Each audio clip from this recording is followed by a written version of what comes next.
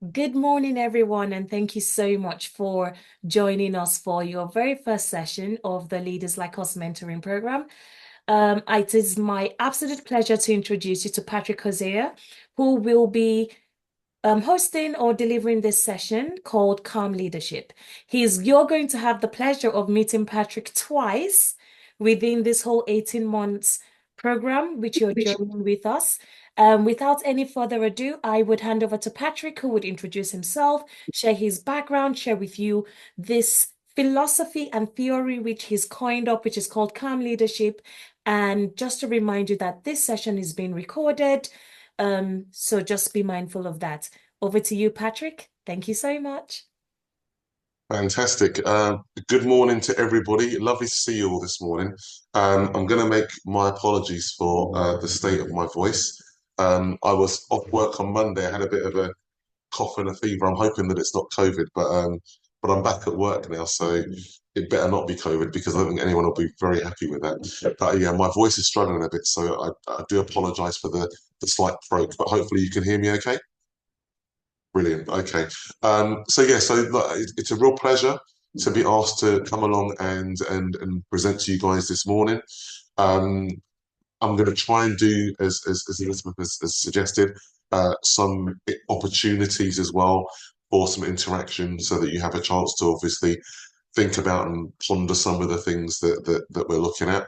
And as Elizabeth has sort of said, that the thing that I want to focus on is something that I've referred to as calm leadership. But I'm going to tell you a little bit about what that is and where it came from as well.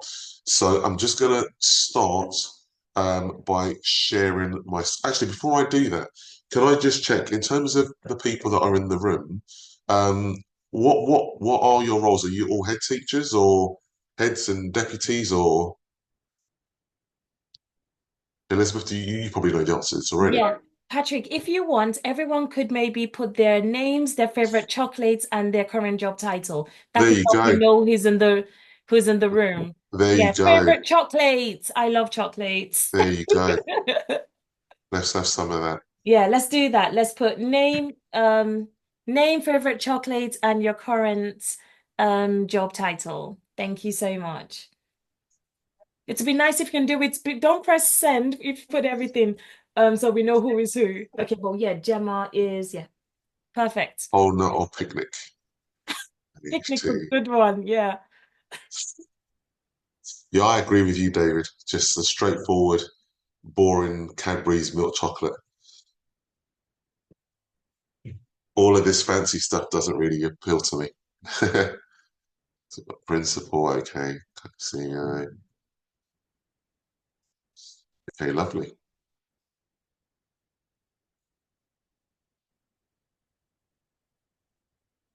Okay, so a good range of people. Lots of heads and CEOs as well.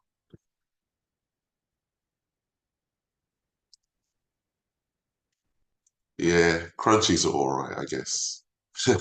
Two bites for crunchy. There you go. Nadia and Annie, both of you.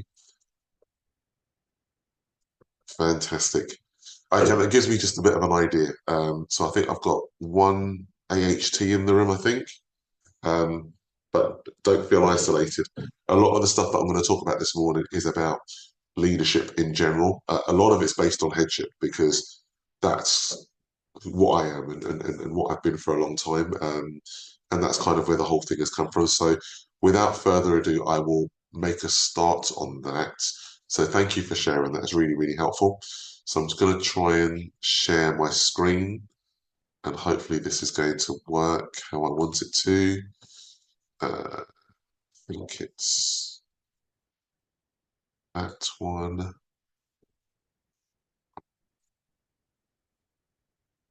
Right, hopefully. Yeah, I'm supposed to be in a meeting online, so I've just joined it. Okay, so hopefully you can all see that. Well, I've lost sight of everybody now. Let me just see if I can get you back on my screen. Uh, right, no, I've lost everybody now. Okay, so I can't see you all, unfortunately. Hopefully you guys can still see me. Um, okay, so I'm going to Patrick, make a are you start on one screen or two screens? on one. Okay, No, so okay. on two screens. On two screens, you take Yeah, your time. You can drag it to the other screen. We've got enough time, and we have a comfort break coming up soon as well. But take your time. You can drag it. I'm sure everyone will just be all kind to each other this morning. It's almost the end of term, so yeah, take your yeah. time.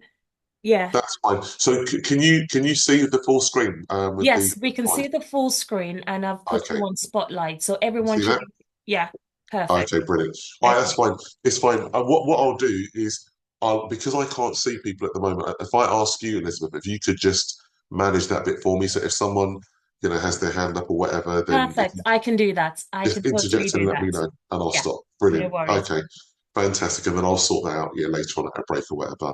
Um, okay, brilliant. So this is who I am. So as it says, I've been a head teacher for the last 17 and a half years. It's been a long old journey. I remember when I first started, my predecessor at this school had done 9 years. And I remember at the time, I think maybe after the first couple of years in, I remember thinking like 9 years, that is absolutely nuts. Who on earth is going to do this job for as long as that? And here I am 17 and a half years later. And one of the reasons why I began looking at this whole thing around calm leadership was because I was having lots of conversations with colleagues about headship and people that had been heads for maybe 2, 3, 4 years. And one of the things that I was being asked repeatedly is like, how on earth have you been able to continue to do this job for as long as you have? And the thing that really, I guess, kind of resonated with me was that I didn't know the answer. I had no idea why. Um, so it made me start thinking about what was it that has enabled me to continue working in the job as long as I have, and to maintain the same levels of enthusiasm, energy, and I still love the job, and I don't feel like I'm burning out or whatever. And I think one of my big passions is this idea that leadership can be a burnout job. Absolutely, it can be, but it doesn't need to be. And I think that's really important. It doesn't have to be that. And I think that's something that for me, I want to try and make sure that I share with people as much as possible. That ultimately there are ways that you can be a leader and not get burnt out, but actually really enjoy it and thrive. And so much of it is around what goes on in your head and how you process stuff. But I'll come to that, and you'll see what that's about in a moment. In my ample spare time, I do a number of other things as well. So I'm a member of the Head Teachers Roundtable group. I am a trustee of a couple of charities, one national charity, Show Racism the Red Card, and one local charity, Horizons. I do a lot of stuff locally as well. I'm in Haringey, so I'm a member of the Haringey Education Partnership Racial Equity Group. I used to chair the Haringey Secondary Heads Forum. I finally managed to get rid of it earlier this year. It took me a while. I was trying to get rid of it probably for the last 3 years, and nobody else wanted to take it on. But now I finally managed to do that, so I can focus on some other things. Born in Haringey and in Haringey, and I think importantly for this particular work that we're doing, the Leaders Like Us program, uh, proud of my heritage, and you can see on the bottom of the screen. I have to share this all the time. Huge Arsenal fan. Looking forward to being champions next year. Didn't quite make it this year, and also a native of Barbados. I was born here, to be fair, but both of my parents are from Barbados, so that is my absolute heritage. But I think it's important that I share that with you because in lots of ways you might be thinking like, well, who is this person that we're talking to, and why should we listen to anything that he may have to say, sort of thing. So that's kind of that's me in a nutshell. Um, I always say this with every single talk that I give. I'm not an expert. Genuinely, all that I can do is I think what anybody can do, which is to share their experiences. I've been in education for quite a while now, and I've been a head teacher for quite a long time. And there are things that I think that I've learnt along the way that have served me. And so what I will try to do is to share some of those things. And they may resonate with you, they may not. Obviously, I can't control that, but I do think that it's important to recognize that, not everything that I say is necessarily going to be for everybody, but I hope that some of it will be of some use. I do believe that the world is way too complicated and complex for anybody to really have decided that they're an expert and they've got it all sorted. I don't think any of us have actually. We're all just a bunch of people trying to learn every day. And my main thing is trying to be better today than I was yesterday. And that's kind of the thing that I try to do. So just to kind of say, if you're expecting some kind of, guru type expert advice, then that's definitely not coming from me. I'm just sharing what I think I've learned. Okay, so this whole kind of calm leadership thing, um, for me, I think most of it is grounded in two different areas. One of it is about having what I think is the heart for the job. Leadership is really, really difficult, and you have to have a heart for it. And the other thing is you have to have the ability to process the stuff that happens to you, the experiences that you have, the interactions, the ups and downs, the emotions that you feel. So just a little help from a friend of mine.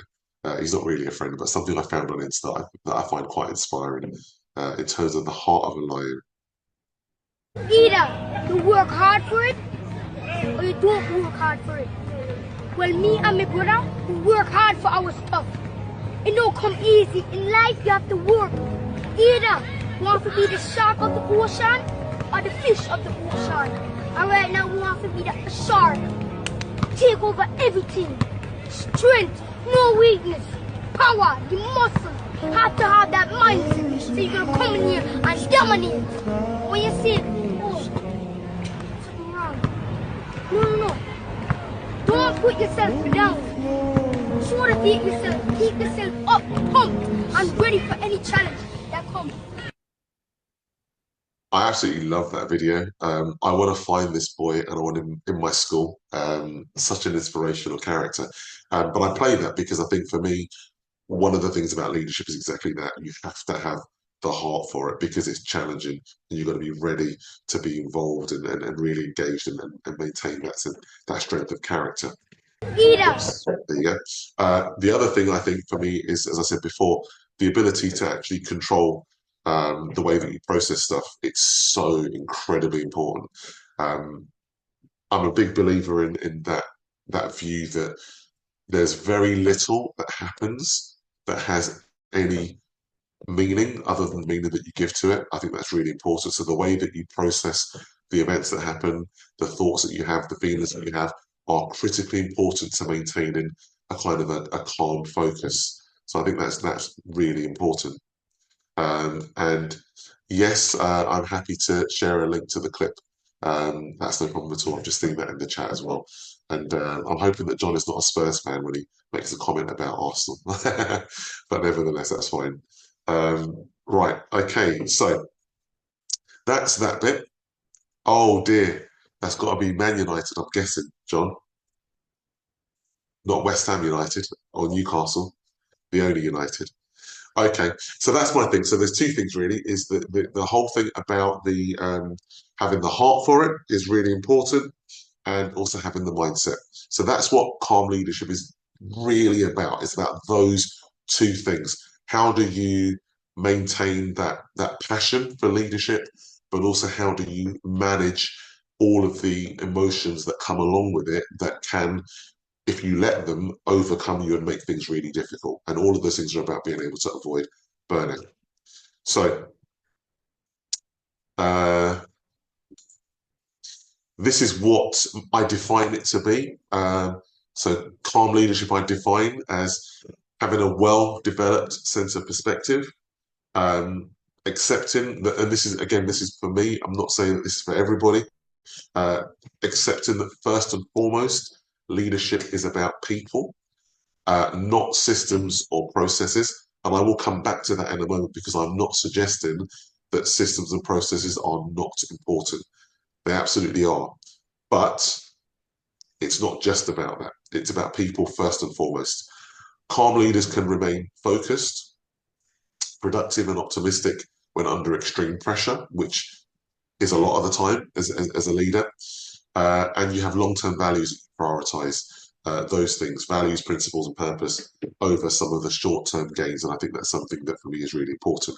And also conveying a calm, caring, and reassuring authority, I think is important as part of that as well.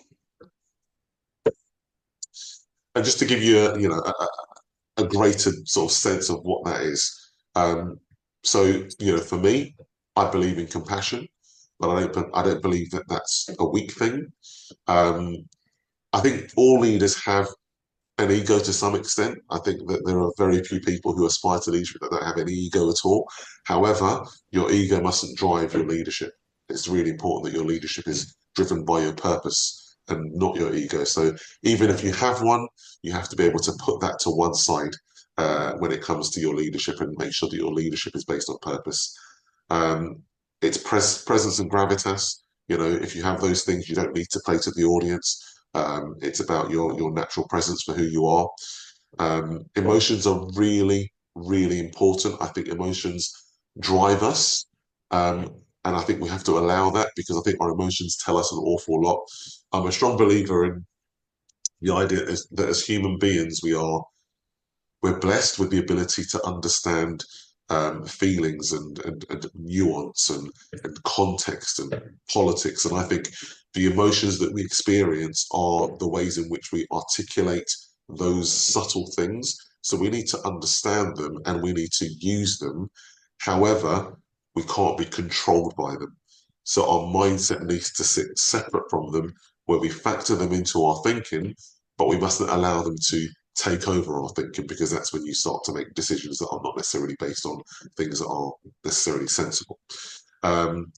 Being focused and present is really important, that you don't panic. Solutions, not drama. I have a lot of people that come to my office every day trying to bring drama, and I try to kind of just calm it down and say, listen, we don't need to add drama. We just need to see what we're going to do about the situation, about being solution focused. A sense of perspective is really important, and I will talk about that quite a bit today, about how we can develop and maintain a sense of perspective at times when it can feel quite overwhelming. And the thing about leadership of people, systems and processes, in my view, are there to support your leadership, not to replace them. And what I mean by that is that I think there are times where we can get dragged into a system or process that gives us a particular outcome that we know deep down is not the right thing. And in those moments, we need to be brave enough to actually say, no, I don't care what this process has thrown out. I know that this isn't right, and I trust my instinct, and I trust about doing the right thing by people, and therefore I'll step outside that and make the decision that I know to be the right one. And I think you have to be courageous to do it, but I think you have to do it, because for me, there are times where computer says no is the wrong thing. I'll give you a quick example of that.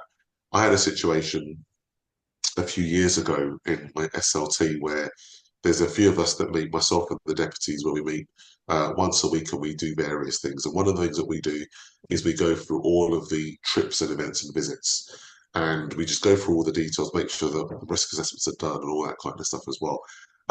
And we have a deadline for those to be submitted, because obviously you want to make sure that there is enough time to check that everything is in place and all that kind of stuff. Risk assessments are done and there are no clashes that people are unaware of in the timetable and other events and all that kind of stuff. So we have a bit of a discussion about that on a weekly basis. There was one occasion where there was a trip that was organised by the PE department, a really fantastic opportunity. It came about a little bit late because one of my governors had a link and shared it with my head of PE, and so they organised it at quite short notice, but it was a really good opportunity for the kids. Anyway, they submitted the paperwork, and they submitted it after the deadline.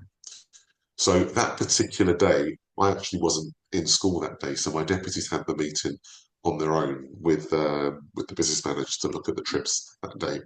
And unbeknown to me, they actually said no to the trip. So I remember speaking to the head of PE and kind of saying, oh, are you looking forward to the trip and all the rest of it?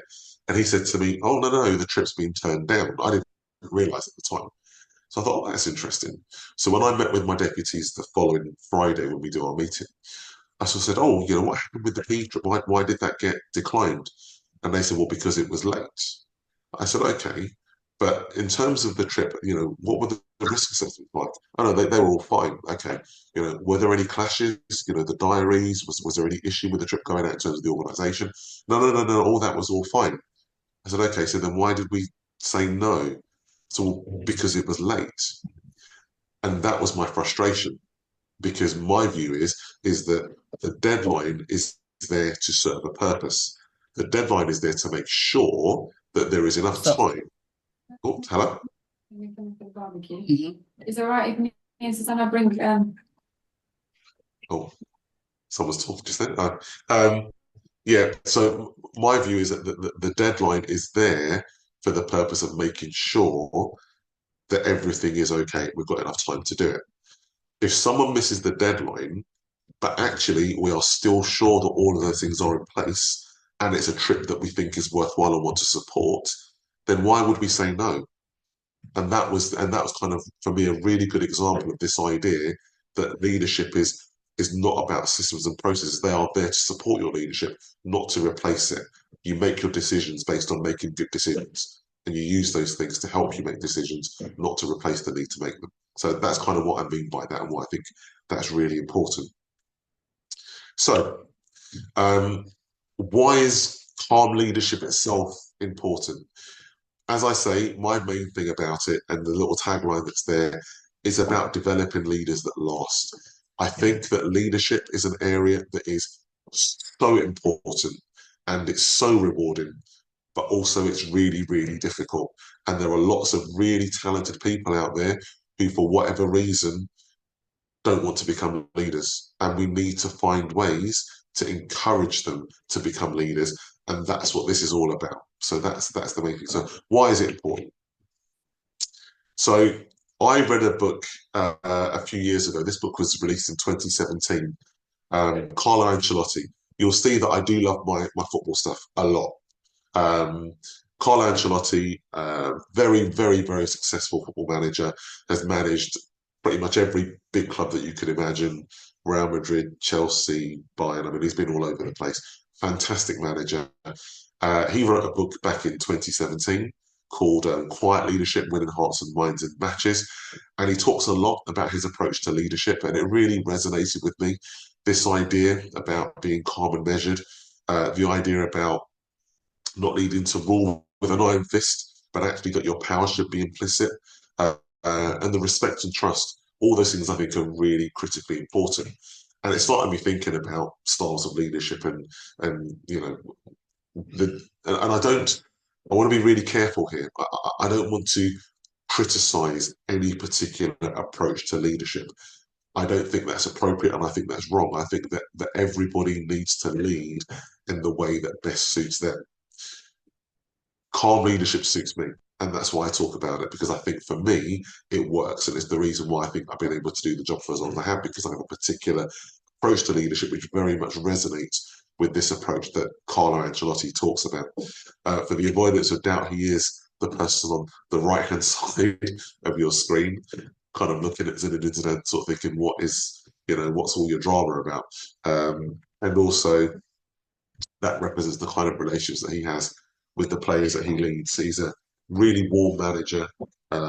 Fantastic, fantastic stuff. So why is it important? When I talk to people who are new to leadership, and in particular, new to headship, these are the sorts of things that people are asking. When I started headship back in 2006, so as I say, nearly 18 years ago, these are the kind of things that I was asking. And part of what I try and talk about now are to answer some of these really difficult questions that I wish I had answers to at the time when I'd first started.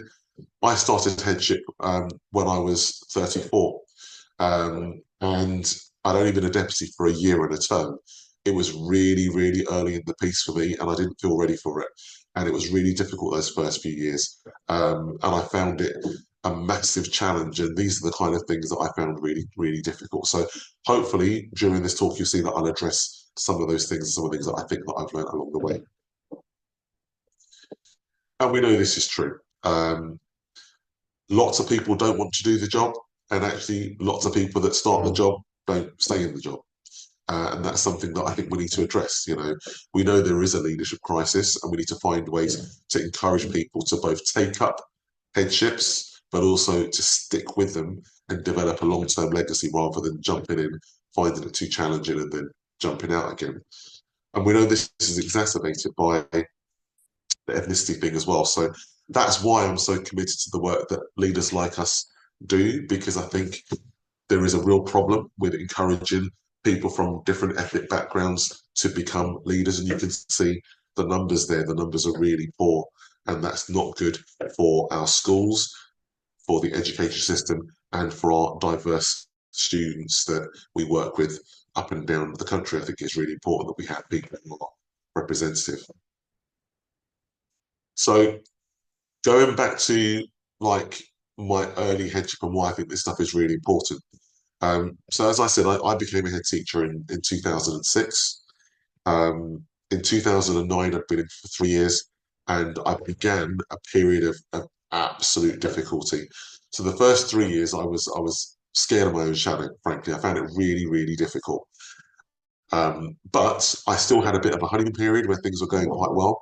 Results went up in the first couple of years, and I was quite a popular appointment within the staff body as someone who'd been a deputy within the school. So things kind of started off really well. And then it got difficult. In 2009, we went from being a good school to being satisfactory. My business manager came and sat in my office one day and said, Patrick, I'm really, really sorry, but I've got some really difficult news to deliver to you. We've got a deficit budget. I'm thinking we kind of just sort of slipped into deficit. He tells me it's £500,000. I have no idea where this happened or where it came from. As a new head teacher, I don't really understand budgets, and suddenly I'm facing this big deficit.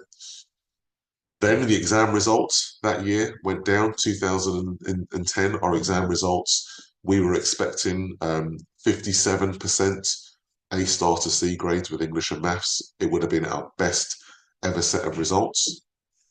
We got 46, 11% down on what we thought. We had no idea why. And because of some of the difficult decisions that I was taking to reduce the deficit budget, I had industrial action as well. So people went out on strike. And I cannot tell you, those times it was so difficult. I thought this headship thing is not for me. I don't know what I'm doing this job for.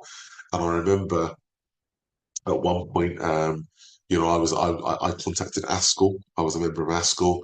I still am, to be fair. I'm a member of ASCL, and I contacted ASCL and I said, look, where do failed head teachers go? I don't know what's going to happen to me. This is all going to go wrong, and I don't know what's going to happen. My career's going to be up the spout and all the rest of it. And I'm only at the time sort of 36, 37, and I'm done. And I remember at one point going to see my dad as well. My dad lives locally to where my school is, and when the strike action had hit the news, so I'd got contact from one of the local newspapers, and they told me they were going to run a story, and I knew that my dad was going to get the paper delivered through his door. It was one of the local free papers that gets delivered. So I went to see my dad, and I don't know why. I think I was looking for sympathy. I don't know why, but for some reason I thought I might get some sympathy from the man. But my dad's not into that really. So I went to see him because, as I said, Dad, just so that you know, there's some stuff happening at my school at the moment. There is planned industrial action, and there's an article in the paper. You'll be getting that through the letterbox at some point. I just want to reassure you that I'm okay. It's not quite what it says and all that kind of stuff. And my dad said to me, in true Oswald Cozier style, he said, son, you chose the job. And that was it. And I was like, thanks. Where was the sympathy? But actually, he was teaching me what he'd always taught me, which is that actually you chose to do it for a reason. And you need to be committed to it. And if you don't like it, then do something else, but take responsibility. And that was a real trigger for me. So something happened at that point. I think my dad's conversation helped. I found some courage from somewhere. And I got really determined. I kind of thought that I was at decision point. I need to either decide I'm not going to do this, or I'm going to decide that I'm going to be committed and I'm going to really make some changes and make it work hard. So I got courageous and I just thought, you know what? If you don't do something about this now, you are going to lose your job. And that is not going to happen. And you're not going to fail these staff members and you're going to fail these children. You need to start sorting it out. So I just started making all these big decisions, things that I would have never made the last previous year before that. It was a time of early entry. My heads of English and maths were and ahhing, and we were trying to negotiate whether they should do early entry or not. I just said, we're doing early entry. We're doing it. I don't care. We're going to get on with it and do it.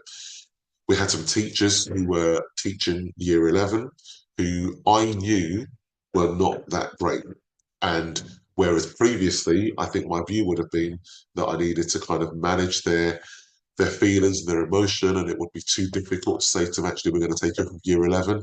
I just decided, nope, it needs to happen. We need to address the situation and stop messing around. So we made those decisions and a number of other things in between as well that we did. Too many to mention, but we made about, probably 12, 13 really big decisions at that time to really make a change. And what actually happened in that year was that the exam results went up from 46% to 68. So actually, the 57 that we thought we were going to get the year before, we blasted past that as well. Those changes made a difference. And I'm not going to lie, after getting those results, we came in on the Wednesday, as you do. Wednesday's results day, obviously, when you're ahead.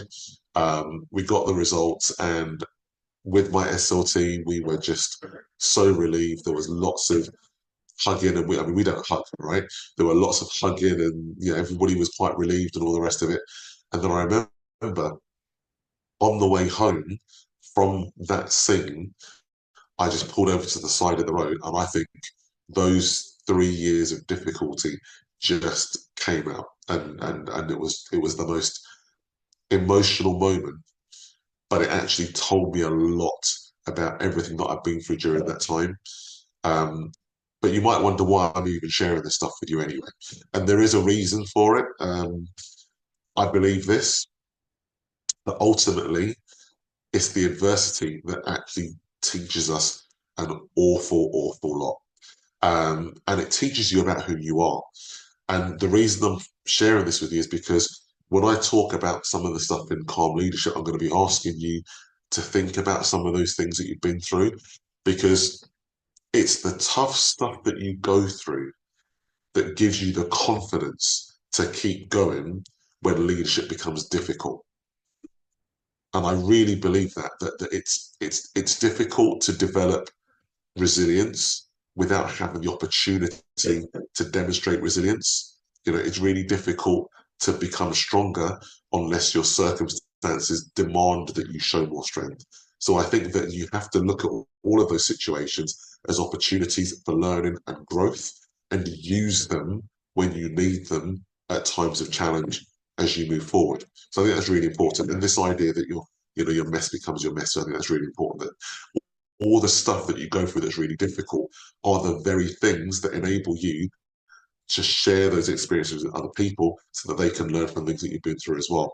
And just to kind of prove a point, I'm talking here about something that happened back in 2009 to 2011. That's a long time ago now, but this stuff never goes away. This was a fortnight ago. So at the moment I've got industrial action happening in my school. So it never eases up. It never goes away. But here's the good news. The good news is it feels easier because you get better. It's never that things get easier, because I don't think they do. I think the challenges will always be there, and they develop and they change and they become tricky and all the rest of it. That doesn't change, but it feels easier because you get better, stronger, wiser, more resilient, and all those different things over time because you learn on your journey. And I think that's the good news from all of this. First day is tomorrow, so we're going to have a very empty school tomorrow. I won't go into the detail of what it is. It's a silly issue, but nevertheless, it's there, and people have to fight for what they believe, I guess. So, having said all of that, the question is, how do you enjoy this thing? And that's what this approach really is about. So coming back to the football thing, this is Arsene Wenger is my guy. I can't deny it. I have a really huge admiration for Alex Ferguson as well, or Sir Alex Ferguson, as I should call him. Two incredible football managers, both of them very, very successful over a long period of time, but both completely different characters. And that's why I share this particular slide, because one of the most important things for anybody to understand is that the best way to lead is in the way that you feel most resonates with who you are. You have to lead in the way that suits you and your purpose and your values and all of those things. Because if you don't do that, it's impossible to be a calm leader. You can't do it because you get twisted inside with all of the conflicts that you feel from not being able to be the person that you want to be. So one of the things I talk about is this idea of being the best leadership version of yourself. That's what it's about. And that's what these guys did. You know, Arsene Wenger and Sir Alex Ferguson were not the same characters, but they led successfully in their own ways. And neither way was right or wrong. It was right for them. And that's really important. So what is this calm leadership thing? So conveniently, I've divided it up into 4 different areas that spell out the word calm. So the first phase for me is what I call the confront phase. The second phase is the adaptation. Then it goes into leading, and then ultimately maturity. And these are the different stages. So confronting, I separate it into 2 different areas. Dealing with uncalm feelings, so reducing imposter syndrome, dealing with paranoia, then adaptation, developing a sense of perspective, embracing the difficulty of leadership. I think it's important that we do that. Then on to leading, leading with honesty, integrity, humility, maintaining optimism, I think is really important. And again, for me, this notion of human empathy and kindness, I think, is so important in the way that I lead. I think if I don't have that, then I feel really off balance and not centered. And then ultimately is being the best leadership version of yourself, which I mentioned just now as well. Now, I've kind of divided this up into 2 different sides. So I think for me, the confront phase and the adapt phase at the top of your screen is about achieving internal calm. That is about the things that you need to do to be calm in your mind and in your heart.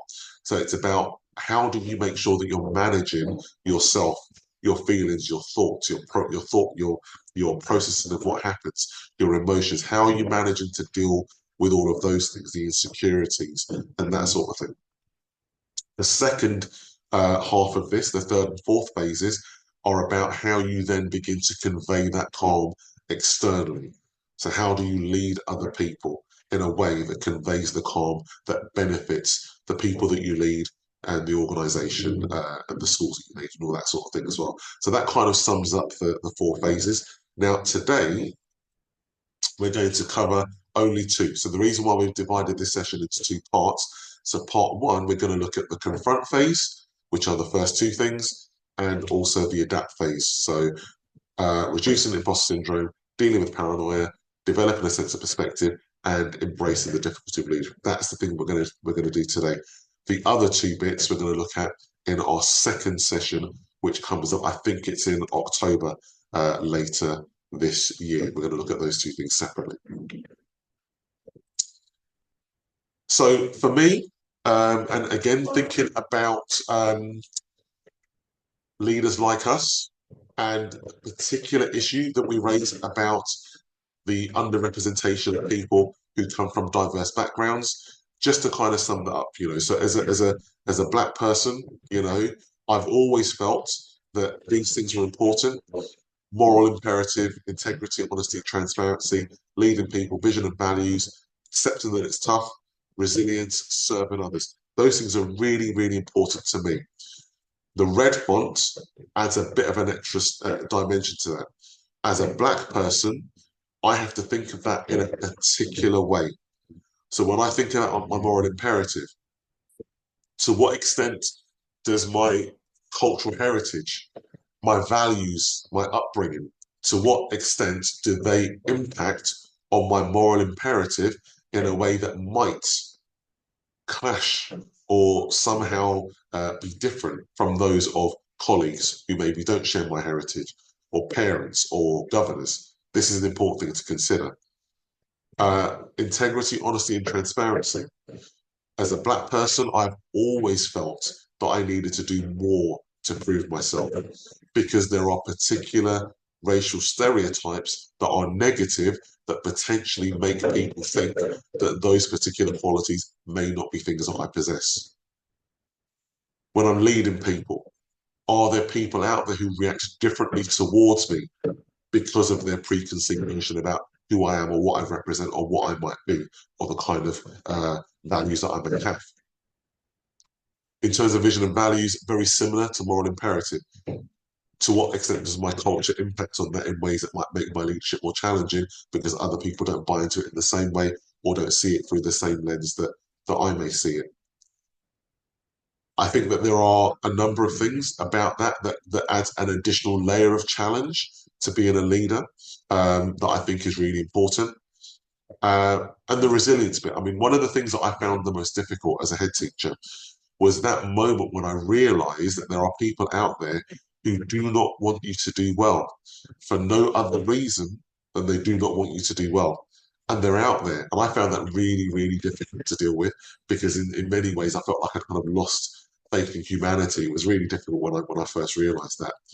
And this idea of serving others, I think, again, really important. I've always had this in mind, that I wanted to run the sort of school that I've always wanted to work in. And I'm not saying that I've achieved that necessarily, because there are lots of things that I still need to do better. But that's always been kind of a guiding principle of mine. So moving on to the calm leadership stuff. So reducing imposter syndrome is the first bit. So just thinking about what that actually is. So, I mean, we know what it is. And many people have it. I think actually, if I'm honest, I think most of us do at various different points. People don't always want to admit it, but I think we've all got that. This idea that we somehow think that we are in positions that we don't deserve to be, or that we haven't earned it in some way, or that we're going to be found out in some way. This quote I love. And I think it's really important, because I think that this notion that imposter syndrome is something that you have and then it can go away, I'm not sure that it does. I think imposter syndrome stays with you. And I think what happens is you have to find different ways of dealing with it, because it changes over time. I think it's quite clever. It comes back at you in different ways at different times. So I'll give you an example of that in a moment. So here's a model of something that I use to try to overcome it. So the negative voice is the thing that imposter syndrome is. It is a voice that is telling you that you can't. You can't do it. If you look down the left-hand side of that table, these were the things that have affected me over time. You can't. It's too soon at the start of my career. You are not good enough. During the difficult times, you are getting this all wrong.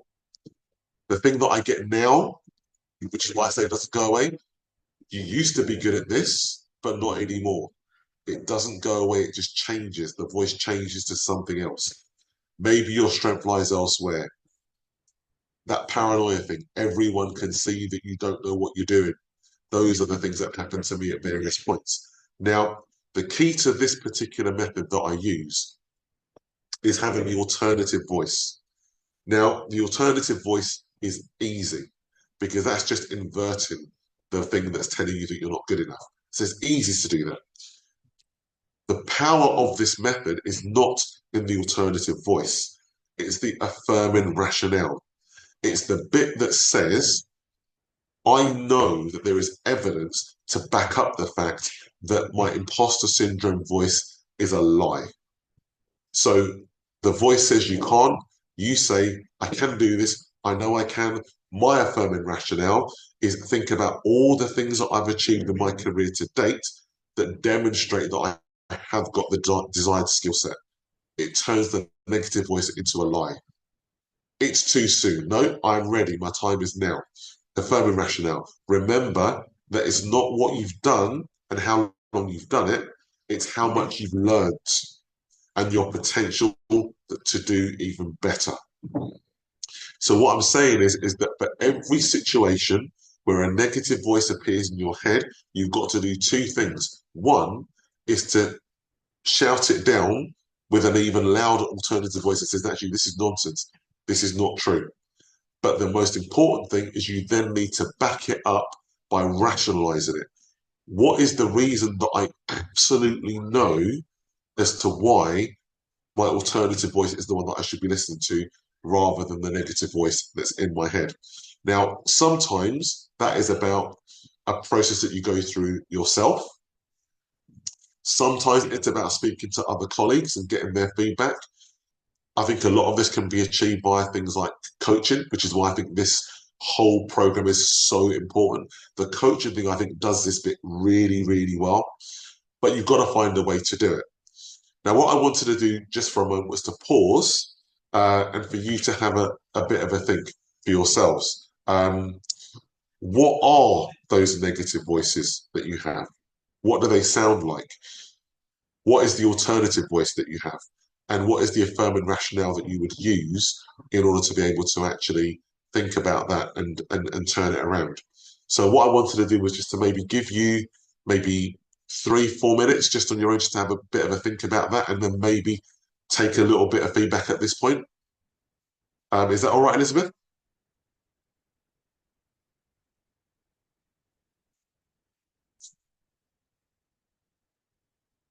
Sorry, yes, it's more than all right.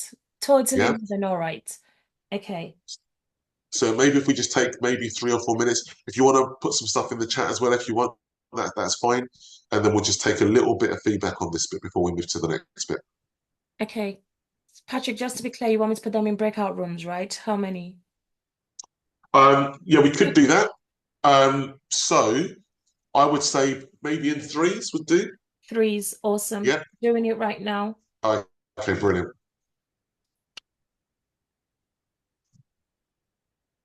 Okay.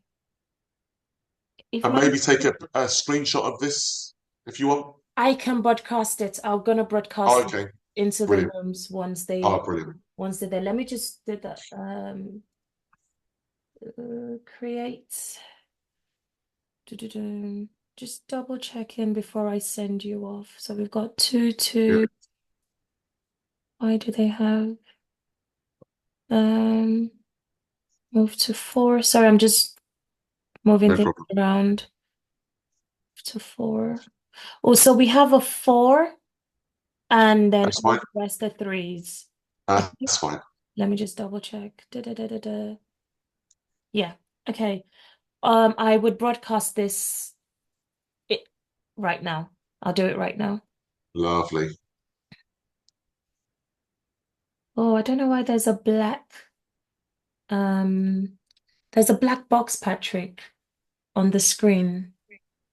Does it move now? Okay, it's moved. Perfect. Let me do You know it. what? That was the breakout room thing. Ah, okay. Now Yeah, I see. All right. I'm just about good. I'm going to broadcast it now to all the rooms. lovely.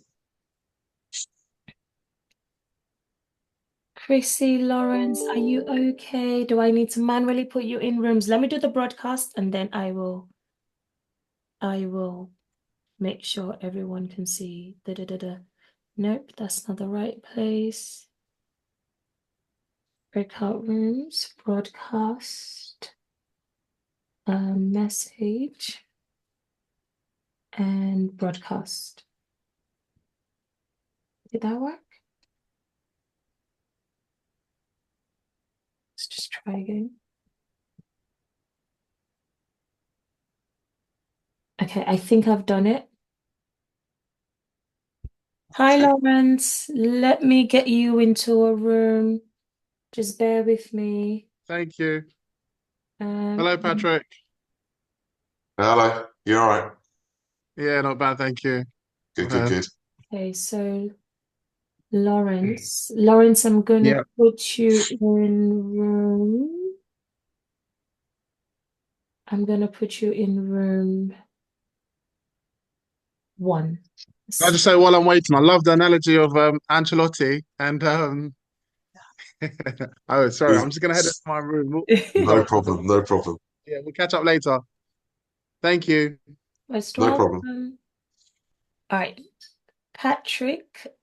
Gemma is on mute because she doesn't have sound, so I'm assuming that's why she hasn't gone into a room because she hasn't got the sound. But Oh, I everybody's in see. a room. Are you happy with them being in breakout rooms? I just thought it would be more interactive. Yeah, no, it's good for them. No, it's good. Yeah, that's fine. That's fine. And then we can get a Okay. bit. Oh, there you go. Gemma's gone now. I've sorted out the scene screen thing. I realised, Yay! so I can see the screen and I can see Mm-hmm. on there as well. If it's really because you feel like you're talking blindly when you can't see people. Mm-hmm. Yeah, but that's fine. Has that been all right so far? Perfect. Absolutely perfect. I was going to ask you a question. Go for it. Can we, are you happy to share your PowerPoints with them? Yeah, I'd like to turn them into PDFs? PDFs, and then I'll have to Perfect. do that. I Yeah, figured, no problem. but I thought I'll ask. So I Yeah, wouldn't yeah. find out. I will wait until you send me the PDF before I do an email Mhm. to everybody. When would you like to give them a comfort break? It's So I reckon if I do, I reckon in about is 11:30 okay, or is that too no, late? no, no, that's good. You're in I charge. reckon we do about 25 minutes to finish off this bit, Yeah, and then yeah, that should be fine. yeah, you're in charge. I'm just here Yeah. to support. You're the man of the hours. Oh goodness. No, no. What I'm gonna do? Should we give them another couple of minutes to talk? You tell me when you want them back in, and also you Yeah. can rest your voice. I'm And gonna I I'm have gonna paused. give myself some Lemsip now. Oh, Yeah, yeah. It's time. Oh dear. you. It's all right. We'll get through it though. Reflection and self-gratitude. Oh, brilliant. Thanks, Elizabeth. So I think this is really important. One of the ways that you can overcome the imposter syndrome bit is to stay in a happy place. Um, and that thing right at the bottom, it's impossible to be unhappy and grateful at the same time. If you're feeling grateful, you're feeling good. And I think that's really important. But also this notion of uh, I don't know how many people know who Steve Harvey is. He's quite a famous African American comedian. I mean, he does everything actually. To be fair, he's a bit of a guru of mine. I love Steve Harvey. He talks about this gratitude, having a gratitude jar. I kind of think of it slightly differently for this purpose. An accomplishment jar. You know, keep a note of the things that you accomplish. Keep a note of the things that you do well.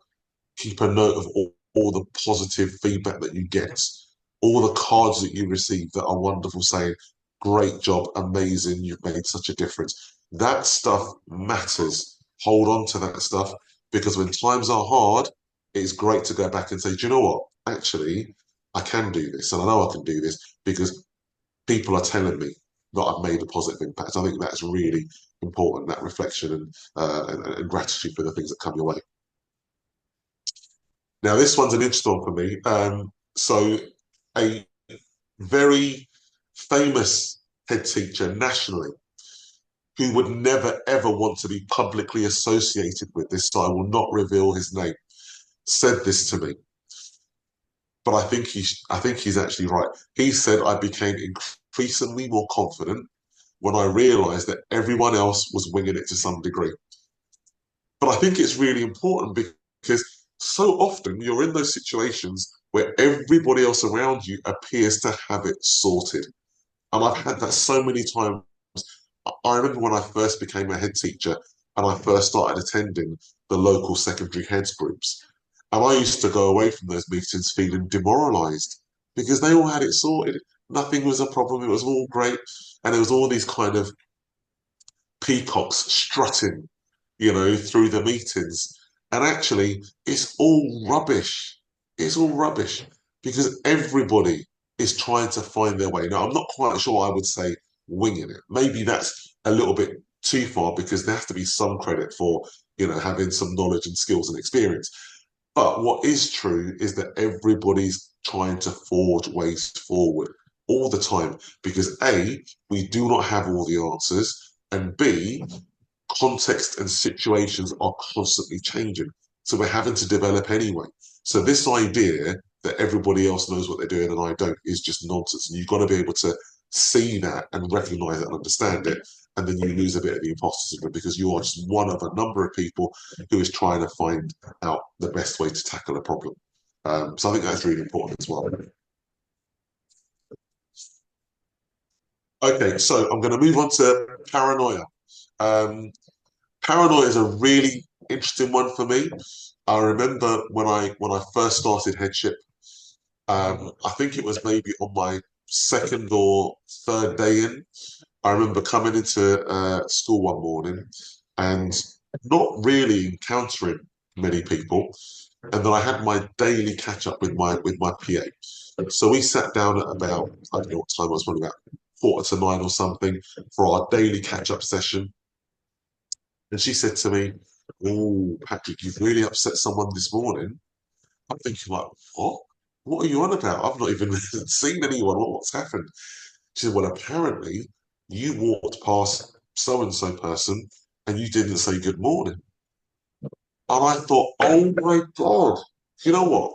My head was so focused on what I was coming into school to do that I didn't even realize. But here's the thing, I was 2 or 3 days into headship. I know for a fact that last term, when I was a deputy, they wouldn't have even cared, actually. And suddenly you are the head and everything you do resonates with people.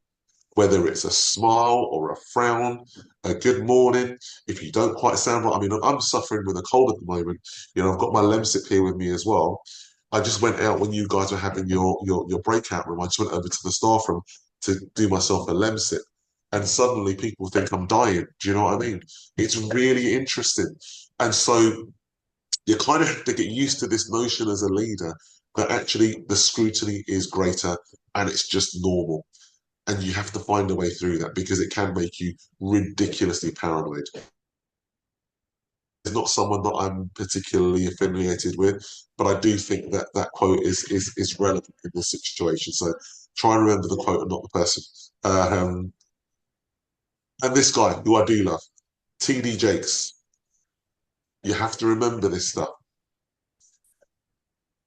People are going to talk about you, and it's okay because we do the same. I sat in the staff room moaning about my head teacher or my deputies the same as everybody else does. Or you're down the pub and they're having a conversation, or they're in the car traveling home, 2 or 3 people traveling together, and they're having a right on moan. And it's fine because that's what people do, and it's not a problem. You just have to know that those conversations were never designed for your ears. They're none of your business. I remember a few years ago, one of my mentors, one of my behavior mentors in school, really fabulous. I loved Winnie. She was amazing. She was so loyal to me that she felt that I needed to know everything that everybody was saying. So she'd tell me. And as much as I appreciated her openness about it, it was killing me. And in the end, I had to say, look, Winnie, don't call me. I don't want to know because I keep looking at people thinking you were saying this thing about me yesterday or whatever, and it's really unhelpful. So I think there's got to be an extent to which you have to protect yourself and know that actually people are entitled to their opinions, but you don't have to own them. That's really important. And ultimately, you know, the criticism thing, you have to develop a thick skin because if you don't, it will, you know, it will destroy you. You know, that is so critically important. And I guess that happens over time, but you know, you've got to be able to work out the difference between that feedback, which is really valuable. You know, you can't ignore all feedback. So one of the skills that you have to develop is to be able to discern between that feedback which comes from a good place and that which is just useless or actually sometimes quite vindictive and quite negative. And that's the stuff that you need to be able to to block out completely. I'm going to play a very short clip. Another one of my heroes, Denzel. This is what he says. I just can't live my life based upon what other people think about me. So I can't concern myself too much with what other people think. You know, it's just not healthy. I don't think I could continue to do what I do if I was constantly worrying about what somebody thought about it. Simple, but absolutely true. And I think we all know that this is true. The difficulty is being able to do it, which I know is challenging, because you hear something and you read something and it hits you and impacts you. But it's about the way that you process it and the way that you kind of. So now, if I hear anything that someone has said, my thing is the previous side. Actually, do you know what? I'm going to cut myself off from that. People are entitled to an opinion, and I don't have to own it, because ultimately, if I wouldn't go to that person for advice and guidance, that means that I do not particularly value their opinion, and therefore, why should I now value it just because it's a negative one about me? Why is it important now when if I wanted advice about something I needed to do, it wouldn't be important? So it's trying to rationalize that in your head. You know, if it's someone that you value who's got your back and they're telling you something about yourself that you need to hear, then value it, even if it's painful. If it's not, then you have to discard it completely. This is something I say to my second eldest daughter. She needs this so much, bless her. I love her, but she takes everything on all the time. She's always kind of, oh, they're saying this and that. And I always say to her, listen, at the end of the day, you don't have to own it. So I've got this analogy of the present. You know, if someone tries to give you a present and you don't accept the present, who does it belong to? And then she'd always say to me, I know that it belongs to them and not me. I said, exactly that. The criticism is not yours. You do not have to own it. You have to find a way of saying, that's not me. It's not about me. They don't know anything about me. I do not accept it. It doesn't exist. And you have to move on. You've got to find a way to do that. And this thing, and I kind of mentioned this already, but it's about using trusted people around you. You need to have people around you that you know you can trust. People that have your back, so you know that anything they tell you is well intentioned, but importantly, people that you know will tell you the truth. There's no help whatsoever in having people around you who basically will never ever challenge you about anything at all. You know, that's pointless, useless thing to do. What you do have to have are people around you who will tell you what you need to hear, but they tell you because they know that you would want to know, as opposed to that they're trying to destroy you in some way or other. So I think that's the thing that's really important for me. Does any of that resonate? I'm going to just pause for 1 second. Okay, brilliant stuff. So what I'm going to do now, I was saying to Elizabeth earlier on that it will be good to get in a bit of a comfort break. I think now is probably a good time before we go on to the adaptation phase. So that's everything in the calm section. So we've looked at the paranoia bit and we've looked at the imposter syndrome. So if we pause there for how long should we give, Elizabeth? Lovely. Okay, thank you very much. So we move from the first phase, confront. So we've looked at the first bit, reducing imposter syndrome, and we've looked at dealing with paranoia. As I said, that for me, that's about dealing with uncalm feelings, the kind of stuff that happens, I think, when you first step into leadership. Although, as I said during that session, I'm not sure that they ever go away completely. I think you just find ways to deal with them. And now we get on to the next bit, which is the adaptation phase. So two things we'll look at in this bit. One is developing a sense of perspective, which I think is for me probably the most fundamental part of leadership, is being able to maintain perspective. When I think often we're trying to be forced to think of everything as being like a big deal, and sometimes it just isn't. And the other one, embracing the difficulty of leadership, which again I think is really important to get the right mindset for dealing with some of the things that are quite challenging. So sticking with the theme that you've started to recognise from me, I'm sure, there's a little bit of football stuff here. So this is my hero, as I'm sure you know, Mr. Arsene Wenger, and this is what he said on the 27th of August, 2017, after a 4-0 drubbing at Anfield. And he was in the press conference and he was being asked the question about, how he was going to react to the defeat. And that was what he said. It's not helpful to become too emotional after the game. The disappointment is big enough. We need to take a little bit of distance. He used that phrase a lot, actually, during his time. Take a bit of distance, take a bit of distance. But it's really true. I think there are times that we need to be able to step back from something and just give ourselves a moment to reflect, or an evening to reflect, or a few days to reflect. I mean, it depends on the situation and what it calls for. But the idea that you allow yourself an opportunity to look at it a little bit less passionately can be a really important thing in terms of keeping that emotional thing in perspective. And I think this is important. I have this thing that I refer to it as a magnitude error, which is this idea that there are, and I'll use my hands to demonstrate that there are problems and there are problems. Something can be a problem, and it can feel like a big problem, but the fact that it's a problem doesn't mean it's a big problem. And I think there has to be some process that we go through in determining what is actually a significant problem and what isn't, and being able to kind of recognize that, because the reality is that most things that you have to deal with during a normal working week are not massive problems. Most of them aren't. There are a few of them that will really be big issues, but a lot of them that feel massive take up a lot of headspace and often a lot of emotional space, but they're not as significant as we feel at the time. So one of the things that I do to avoid what I call magnitude errors is I have a list of questions that I ask myself. Now, I don't literally sit down with this list and go through them. These are things that I know over the years that I've done at various different times. So have a look at those.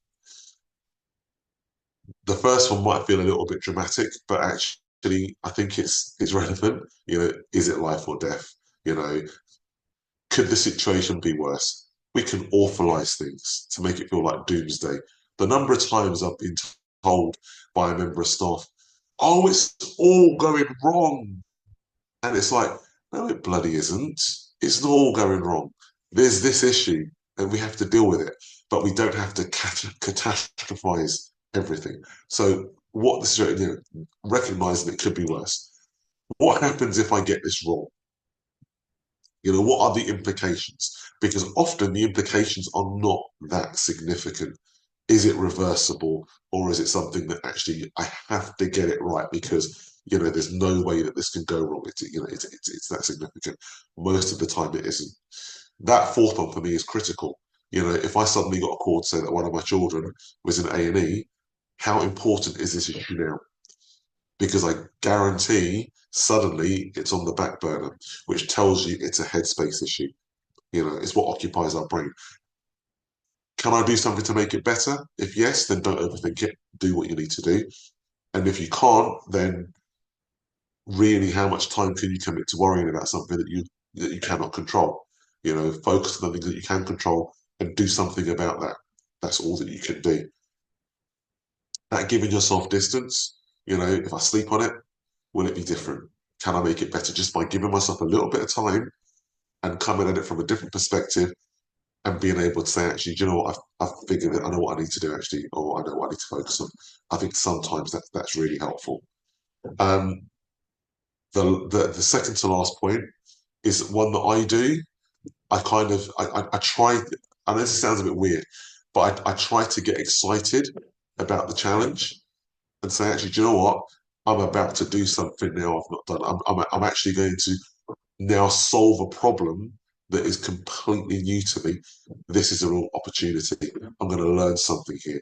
And I think it's just another way of looking at it. Like, I don't know, like a tennis player looking forward to playing the best player in the world. You're going to be in trouble and it's going to be hard. But actually, there's a challenge here of doing something you've never done and the opportunity to really grow. I think that's really important. And trying to reassure yourself, actually, that you can do it and you've got it. So those are some of the things that I've thought. What I thought we could do to start off with is just to give you an opportunity to reflect on things that you have done, the kind of things that you've thought of, or the sort of thing that you do when you know you need to get perspective. What do you do? I wonder if there's another opportunity, Elizabeth, for a bit of a breakout group for 5 minutes or so. Yeah, we do Yep, I'm already three working supports on again. it. Is that Yep, okay? yep, working on it already. Yeah. So what do you do? How do you gain perspective when you need to? How do you get rid of that sense of disaster is about to strike, and actually, well, no, it's not a disaster. I need to be able to focus myself. So I need to change my thinking on it. Yeah, what do you do? What questions Awesome. do you ask yourself? Awesome. I'm going to keep the same breakout rooms just to save time on introducing ourselves all over again. So, but as we go along, then I'll keep changing it. But just to save time, I'm opening the breakout rooms now. Brilliant. This is going to work. Okay, so let's try that.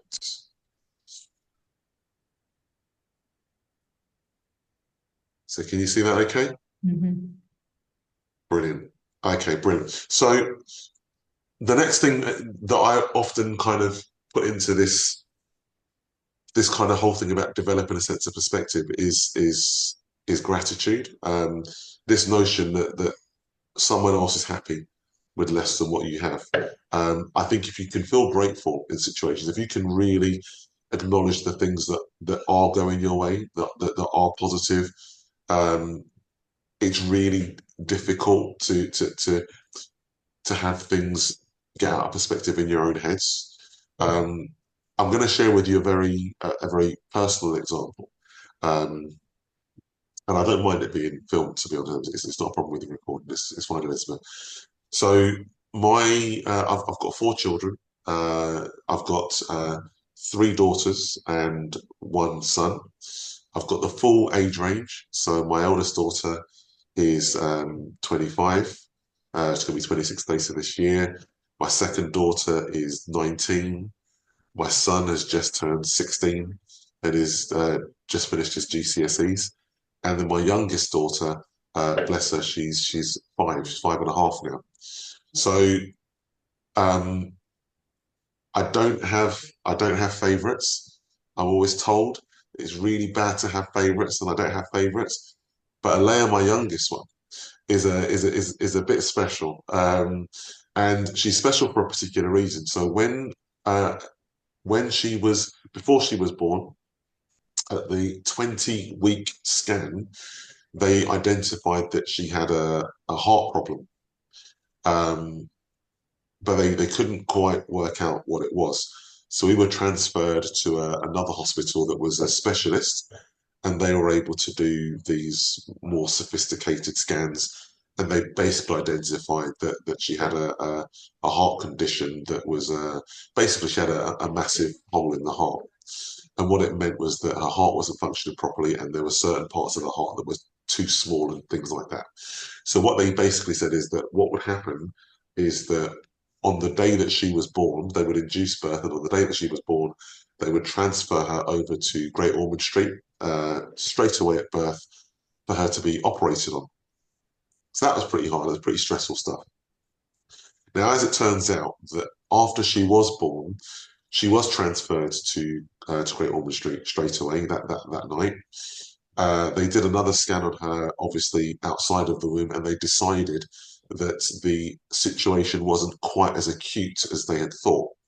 So they still needed to operate, but they decided that they could wait. They didn't need to do it straight away. They wanted to give her time to grow a little bit and get a bit stronger before they operated. So we waited for about 4 months for that. So she was operated on at 4 months. And it was an interesting time because we virtually lived at Great Ormond Street during that time. We were in and out, virtually daily and staying overnight and all sorts of things with all the various things that they had to do to prepare her for the surgery and stuff. But what was really interesting from our point of view was that although it was a really stressful time, as you'd imagine, and the most worrying thing ever, the idea that your 4-month-old child, and I'm going to be quite graphic here, but has their chest cut open and operated on. I mean, it was an awful, awful thing. But here's the thing. At Great Ormond Street, every single child is really ill. And we were spending time with families who were returning for their child's seventh, eighth, ninth operation.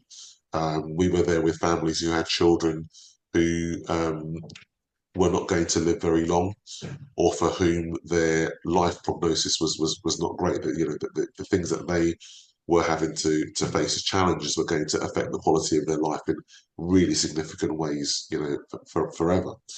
And so it was really odd because although we had this really horrible situation that we were dealing with, we ended up talking at times about how grateful we were that actually our daughter, as ill as she was, had an opportunity to have something that was actually repairable. And I think that although it's a very extreme example, of course, but what it shows is that even in the most extreme situations, there is still the capacity to realise that there are things to be grateful for. Because actually, Alea had a problem that was solvable, and a lot of those children didn't. So although it was difficult and it was hard to go through it, it was hard to see her going through it, we ended up feeling quite grateful that at least we had a solution to our problem. And that's the thing that I say, that, you know, that in any situation at all, there is the capacity to allow yourself to feel grateful, because there are worse situations that someone can deal with. And just to round that story off, there is myself and Alea, and yeah, the football thing comes back again. But yeah, she's now 5 years old and she's bouncing around, and the energy that she has, you would never know that she had the operation. So yeah, it kind of ended well. We still go to Gosh every year and stuff, but my point is that there is a lot to be grateful for, even in the worst situations. And I think that's important to remember when things feel like they are awful. They could always be worse. These are some of the things that I think, you know, thinking about your life experience. And I'm not going to ask you to do this now, because I think that time-wise, I'm quite keen that we don't finish at 1 o'clock. I think we could finish by about 12:30, I think, actually. So I'm not going to ask you to do this, but obviously you'll get the slides after the session. Um, I think life experiences tell us an awful lot. Often in leadership, we go through some really tough stuff, but sometimes when we're less experienced in leadership, we can't call on that, but we can call on life experiences of things that have taught us about our capacity to withstand great deals of pressure and still come out the other side positive and surviving, and hopefully, in some cases, flourishing. So I think they're all really important. And the other thing that I would ask people to do is to make a list of all those things that are more important to you than the job that you do, and make sure that when times are difficult, just remind yourself that actually, do you know what? There are other things that are still more important. As much as it is a really critically important job that we do, at the end of the day, it is still a job. And we have to remember that at times, despite the moral purpose that we have, I kind of think about it like if you think of the paramedics, for example, and the kind of stuff that they deal with on a regular basis, you know, attending road traffic accidents and seeing the most awful things. If they took that stuff home with them every single day and let it live with them and stay with them, they would not be able to do their jobs. And we have to be able to do the same thing. You know, we care passionately about what we do, but we also, for our own survival and our own well-being, we have to be able to separate ourselves from it and not feel guilty about it. Because in the end, it's not an indication that you don't care. It's an indication of the fact that you have to look after yourself. And that's really important if you are going to be a leader that doesn't burn out. You have to find ways to do that. So the important things are really critical. Okay, I'm going to move from that now onto the last bit of the morning, which is embracing the difficulty of leadership. Jim Rohn is a real hero of mine. Jim Rohn is someone who I don't know if you've ever heard of him. If you know him, he's passed away now, but back in the day, he was a real kind of self-help guru, very successful businessman, all that kind of stuff. But his thing was, you know, don't wish it were easier, wish you were better. And you can take that in different ways. the way that I take it is that it's about focusing on yourself. And it's like I said at the very beginning, leadership doesn't get easier because it gets easier. It feels easier because you get better. That's the point. And so when you're in difficult situations, don't waste any energy lamenting about how tough the situation is, because that's not going to change anything. Focus on what you need to do in order to become better so that you can deal with it. And that's the purpose of it.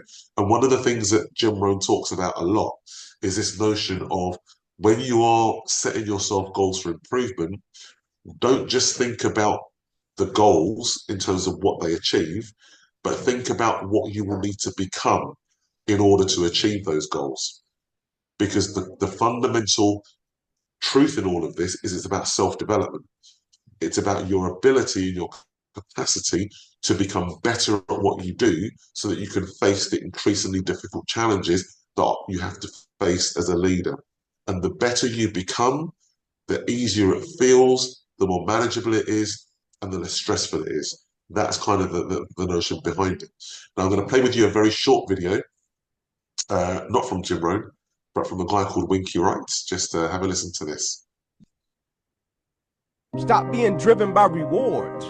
Stop being driven by outcomes. Stop being driven by, if I get this, I'm going to do this. Just work. And if you don't get what you thought you were going to get, show up and still go to work. Because along the process, what's more important, what you acquire or who you become? And a lot of people think what they acquire is the thing that makes them who they are. No, it's who you become in the process of chasing what you want to acquire, right? Change expectation for appreciation. And I think that kind of, I'm assuming you did hear that, didn't you? Okay, brilliant. I just realised that it could have played on silent and I wouldn't even notice. But I think that sums up what Jim Rohn is also saying. This notion that it's who you become in the process is the thing that prepares you for anything that you're going to have to face, because you are growing all the time as you deal with things. So that's this notion. Stop being back to TD Jakes again, one of my favourites. I've never met anybody who became incredibly successful in any area of their life until they had suffered and sweated and sacrificed and kept their focus and fought through the tears, trials and tests. This sounds really depressing, doesn't it? But I think if you know that this is what it is, then you accept it for what it is. And therefore you don't worry about it and you get on with the growing and the learning. I always think, and I say this to my staff a lot, you can't become a firefighter and then say, I'm not going near a burning building. I will not do that. It's too dangerous. You chose to be a firefighter. That's what you do. My dad said to me, son, you chose the job. Leadership is difficult because it's supposed to be difficult. That's the nature of leadership. Leadership involves solving difficult problems, leading people, which is difficult. So therefore, you have to accept that along the journey, you are going to face some tough stuff. And if you don't want to face tough stuff, then don't be a leader. Don't try to make it in something that's not.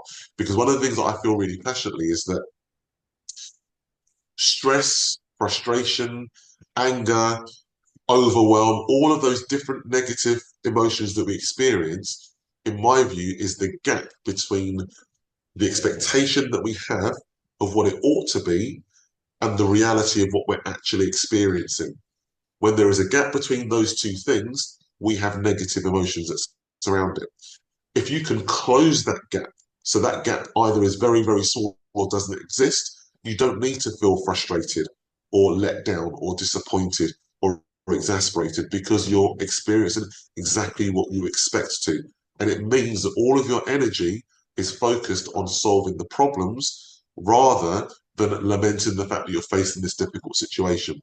That's kind of what I'm trying to get at there. This notion of saying, if I know it's difficult, then when this thing lands on my desk and it's a real challenge, then what I'm saying is, well, yeah, I expect that because that's the nature of what I do. And right, I better get to trying to fix this problem now, and I think that's the issue. Now, I'm not saying it's easy, and I'm not saying that you will never get that emotion, because I get it every single time. But it's how quickly you can recover from that. The quicker you can say to yourself, okay, fine, this is going to be a really tough one. Okay, let's start working out how I'm going to do it. That's the point of this, and that reality of facing the situation you're facing, but also taking responsibility for the fact that you now own the responsibility to be able to move forward, I think is critically important. And the negative stuff is just part of the journey that you do to having to grow to become a stronger leader, better leader, a more resilient leader, and all those things that make it easier over time as well. I'm going to play another short video. This one is quite stark. I mean, this guy's quite blunt, but I think he kind of makes the point that I'm making probably more articulately than I can. You're gonna lose your mother. You're gonna lose your father. You're gonna lose animals and humans that you love. It's going to happen. You're gonna lose money, and at the same time, people are also gonna hurt you even though you don't even know what you did wrong. Things like this are going to happen in this lifetime. To wait for better times to come where the world will be completely in peace and you can walk peacefully over the street, never having the fear that somebody's gonna come and do something to you. It's not gonna happen. Because the world is just the way as it is.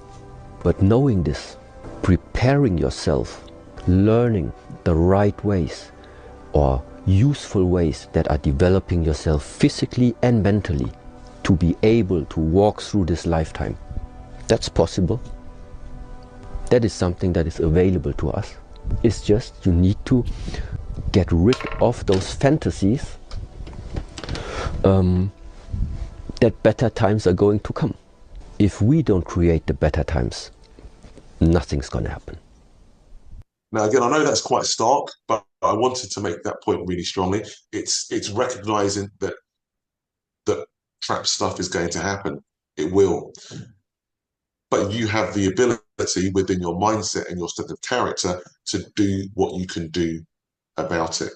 And if you recognize that and you accept it, then when those things happen, as they inevitably do, you can find the strength to pull through it because you didn't expect it to be any different from that. And that's kind of the key point that I'm making here. I've been ahead for, as I say, nearly 18 years now. And there isn't much that hasn't happened. I'm sure there's lots that I've still got to learn and I will still get through. But, all sorts of awful things that you deal with as a head teacher, the challenges of facing industrial action, the death of children in your school, the death of members of staff, the horrible attack that happened. So, these things do happen and you have to be ready for them. And the only way to be ready for them is to say, I know it's going to happen, but I also know that I've got the ability to challenge the way that I deal with it, to empower myself to take action rather than just to kind of think, well, this is too much for me. It doesn't have to be that way. And I think that's really what this point is about, really embracing that it's difficult. You're gonna growth and comfort do not coexist. I think that's just a fact. Growing is not comfortable. You have to be comfortable with being uncomfortable. That's one of the key facets of being a leader. Leadership and comfort is not something that is open to anybody. So I think people have to be really clear that that's not something that's going to happen. And again, Steve Harvey, just to help me out with a short explanation of that. If you stay in your comfort zone, that's where you will fail. You will fail in your comfort zone. Success is not a comfortable procedure. It is a very uncomfortable thing to attempt. So you got to get comfortable being uncomfortable if you ever want to be successful. And for the word success, replace leader. Leadership is not a comfortable place. And you have to get used to the fact that it's uncomfortable in order to be able to really enjoy it, because the discomfort is natural, just like the danger is natural if you're a firefighter. It is what it is. It's part of the role. And once you embrace that and you accept it, then actually you don't worry about it anymore. It just is. Like getting up on stage and being nervous. There are people who do that for a living. The nerves never, ever, ever go away, but they recognize it, they accept it, and they learn how to deal with it, and therefore it doesn't overwhelm them. And it's the same thing with leadership and the difficulty that we face. We've got to get used to the fact that it's tough. So that's the thing, accepting that it's supposed to be. And I think that's a point that I make to my team all the time, my deputies and my AHTs. This stuff is difficult, not just because it is, but actually it is supposed to be difficult because we are here to solve complex problems. That is what we do. And the more responsibility you have, the more complex the problems are you're trying to solve. And therefore it's difficult. Otherwise, they may as well not pay us a penny and just get on with it. The whole point is you're doing difficult stuff and it's fine. It's normal. It's to be expected. And I think this bit is difficult. You know, one of the reasons why I think leadership is so difficult is because people are difficult. There's a book that I read a few years ago called No Bullshit Leadership by a guy called Chris Hurst. It's a lovely book. And what he basically, I mean, it's really good, actually, lots of practical things that he talks about. But one of the things that he mentions in the book, one of the kind of the main points he makes, is that leadership is not complicated, but it is difficult. And I kind of get what he means because I think what he's saying is that the majority of the time, we know what it is we need to do. We know what the problems are, and we know what we need to do to solve them. The difficulty is in doing it. The implementation is really difficult. And the reason that's difficult is because we need people, and people are difficult. And that's the thing you have to get your head around, because however hard you try, however well you sell that vision, however nice you are to people, however much you are into their well-being and all that kind of stuff, in my experience, as I'm going to experience tomorrow, they still go out on strike if you make a decision they don't like, because that's the reality of it. And you have to accept that because it's normal and that's what happens. So that's why it's really, and so my thing is that once you have accepted that these things are just real, inevitable, and they're going to happen, then you can just focus on doing what you need to do to try to make a difference where you can. And I think that's the thing that's really important. And roll with the punches. Because again, the first time that I faced strike action, it was really, really tough. It nearly overwhelmed me and I didn't know how it was going to be. And then I realised it was really odd because my staff were out on the gate in the morning with their signs and their sandwich boards and their, the picket things. And it was really uncomfortable that day that they had that strike. And the following day when we came into school, it was like nothing had ever happened. It was the most bizarre thing. All the conversations were normal. Good morning, Patrick. Blah, blah, blah. And it was like nothing had ever happened. It was the most bizarre thing. But actually, that happens all the time. You have these situations in school where there are big fallouts and stuff that really goes wrong. But actually, people have an amazing capacity to pigeonhole things and move on. And we have to do that as leaders as well. You can't let those things get into your head and stay there and drag you down. You've got to be ready to say, actually, people are complex. It's going to be difficult. I am going to upset people sometimes. They're going to be upset with me.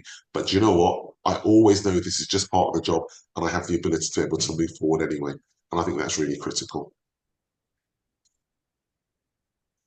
And we're right near the end now, the last few slides. Sir Clive Woodward, very famous coach of the England rugby team.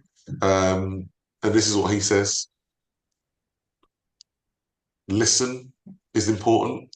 Listen to the things that we hear and to remain permanently curious. Humility, I think, is important. We're always learning. We've never, ever, ever learned anything. Goes to talk about right at the beginning about not being an expert, imposter syndrome. We are always learning, and we know we're always learning, as is everybody else. And the ability to keep listening, because if you don't listen, then actually you can't learn anything anyway. I'm a strong believer in the fact that the best ideas come from wherever they come from, regardless. They don't come from necessarily the most senior people. They come from wherever they come from, because people know a lot of stuff. And you have a lot to learn from everybody. I think for me, it's about thinking about the opportunity of leadership. Leadership is an absolute privilege. And I think it's always important to remember that. The phrase that I've got on that particular slide, don't think about the stuff that you've got to do. Think about the stuff that you get to do, the opportunities that you have. I remember at the start of my leadership, having discussions with my leadership team about a really tough decision that we needed to make. And that dread of knowing that we can have this discussion as a team. We might reach a consensus, we might not. But at the end of that discussion, everybody goes home, and the person that's left with the ultimate responsibility as the head is you. And that's awful, and it's lonely, and it's horrible. But over the years, I've learned to think about it differently. I get to be the person to make this decision. I'm going to trust that I am just as capable of getting this right as anybody else is. And I know that the things that I'm going to factor into my decision making are all the things that I know are really important to me in terms of my values, but also to what I feel is right for my school, for our children, and for our community. And I get to be the person to weigh all this stuff up and to make that decision in a way that I think is the right way to do it. That's an absolute privilege. And if you can think about it in those terms, those big decisions are a little bit less scary. The other thing, of course, associated is taking the pressure off yourself by recognizing that you might get it wrong. But actually, getting it wrong is hardly ever a disaster. It can be in some situations, safeguards and all those sorts of things, but very rarely is a mistake a disaster. And so you take that pressure off and you say, I get to be the person to get this right. And that's how you do it. I know easier said than done, but I think it's all part of a journey, isn't it? So that's it. We've covered the first two bits. I think I'm going to be talking to you again in October to cover the last two bits, the lead-in and the maturity bit as well. But I hope that's been useful. I'm going to finish off with one last slide, and it comes back to, was it Elizabeth Stevens? Is it Elizabeth? Yeah. You talked about the thing that you got on your desk. Yeah. I've got this thing here, which I use all the time as well. I'm just going to share it with you in one last slide because it's here and it's there. It's not looking into the abyss. You're looking into the abyss to find inspiration, not to be fearful of it. So I've got that sign on my desk all the time. And it reminds me, because I think about my parents who are no longer with us and my grandparents and all that stuff that they did to help me have the opportunity to do what I'm doing now. And when I need to call upon that strength, that's what I call upon as well.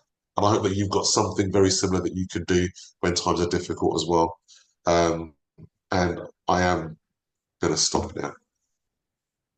So I hope that was helpful. Oh, that was really, really helpful, Patrick. I hope you can see the chat. Everyone is sending their appreciation, Oh. saying how amazing it is.